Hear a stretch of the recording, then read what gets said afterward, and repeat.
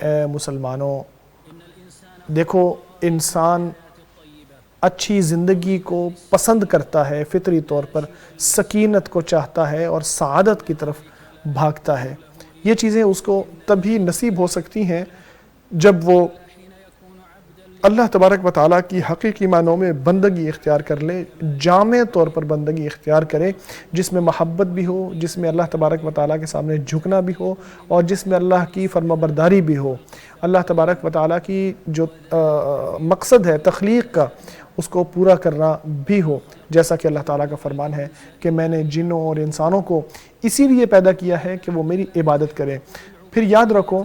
کہ انسان کی عبودیت یا عبادت تب ہی درست ہو سکتی ہے جب وہ اللہ کو درست طریقے سے جانے۔ جتنا انسان اللہ کو جانے گا اتنا ہی وہ اللہ سے زیادہ ڈرے گا۔ اسی لیے اللہ تعالیٰ نے رسولوں کو بھیجا اور کتابوں کو نازل کیا تاکہ اپنا تعارف لوگوں سے کروائے۔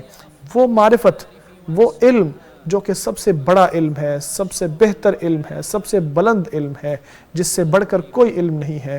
کوئی شک نہیں ہے۔ اللہ تبارک و تعالیٰ کی معرفت، اللہ کو پہچاننا ہی ایمان کی بنیاد اور ایمان کی اساس ہے۔ یہ علم ہی اللہ تبارک و تعالیٰ، اس میں بنیادی چیز اللہ کے اسماء حسنہ اور صفات عالیہ کو جاننا ہے۔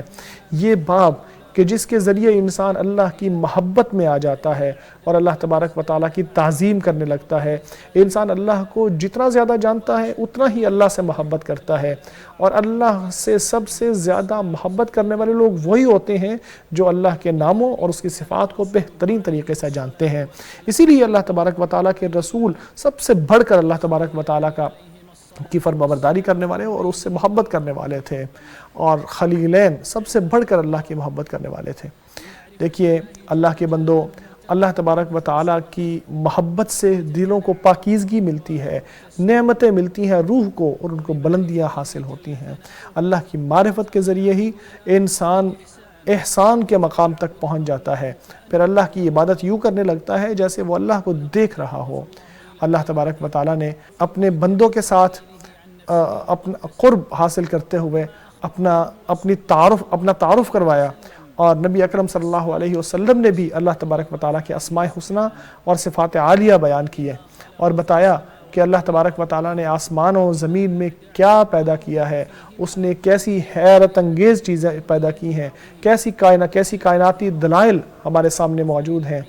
اور اللہ تعالیٰ نے اپنی نعمتیں لوگوں کو عطا فرما کر اپنا تعارف کرایا ہے، چاہے وہ نعمتیں ظاہری ہوں یا پوشیدہ ہوں۔ ساری نعمتیں یہی بتاتی ہیں کہ اللہ کے نام بڑے پاکیزہ ہیں، اللہ کی صفات بڑی اعلیٰ ہیں، اور اللہ تعالیٰ کے افعال رحمت پر مبنی ہے، مصلحت پر مبنی ہے، عدل پر اور حکمت پر مبنی ہے۔ اللہ تبارک و تعالیٰ اسی لائق ہے کہ دنیا میں بھی اس کی حمد و ثنا بیان کی جائے، اور آخرت میں بھی اس کی حمد و ثنا بیان کی جائے، اور آسمان میں بھی اس کی، زمین میں بھی اس کی حمد و ثنا بیان ہو۔ ایسی حمد و ثنا کہ جس سے اللہ کی محبت بھی ہو، کیونکہ وہ سب سے بڑھ کر اس چیز کا حقدار ہے کہ اس کی حمد و ثنا بیان کیا جائے، اس کا شکر ادا کیا جائے، اور اس کی فرمانبرداری کی جائے۔ اس کی زمین و آسمان کے اندر سب سے بڑی مثال ہے، سب سے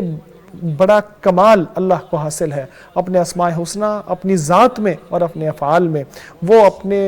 اپنا تعارف کراتے ہوئے اور ربوبیت کی طرف اشارہ کرتے ہوئے فرماتا ہے کہ اللہ ہی ہے جو وحدہ لا شریک ہے، اسی کے اسماء بہت اچھے ہیں، یعنی جو بہت اچھے ہیں، حسن میں انتہا تک پہنچے ہوئے ہیں۔ اللہ کے نام سب سے اچھے نام ہیں، ان کی تاثیر کیسی شاندار ہوتی ہے دلوں پر بھی اور کانوں پر بھی،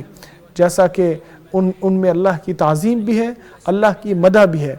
ہر نام اللہ تبارک و تعالیٰ کے کمال کی طرف اشارہ کرتا ہے، جس میں کسی قسم کو کوئی نقص نہیں ہوتا، اسی لیے وہ اچھے ہیں، حسنہ ہیں، کیونکہ اللہ تبارک و تعالیٰ نے وہ اپنے بندوں کو بتائے ہیں تاکہ وہ اللہ کو پہچانیں اور ان ناموں کے معنی پر غور و فکر کریں، ان کے ذریعے اللہ کی عبادت بھی کریں، دعا بھی کریں۔ اللہ تبارک و تعالیٰ نے اسماء حسنہ کا خیال کرنے اور ان کو سمجھنے کی طرف تلقین کرنے کے لیے اور توحید کی طرف اشارہ کرتے ہوئے فرمایا اللہ کے نام بڑے حسین ہیں، تو انہی کے ذریعے اللہ کو پکارو، یعنی اللہ کی حمد و ثنا بیان کرو، اللہ کی عبادت کرو ان کے ذریعے، اللہ کی حمد و ثنا ان کے ذریعے بیان کرو، اس کا ذکر کرو، اور اللہ سے دعا مانگو، اور ان اسماء کے ذریعے اللہ تبارک و تعالیٰ سے اپنے جو مراد ہیں وہ اللہ سے سوال کرو اور مانگو۔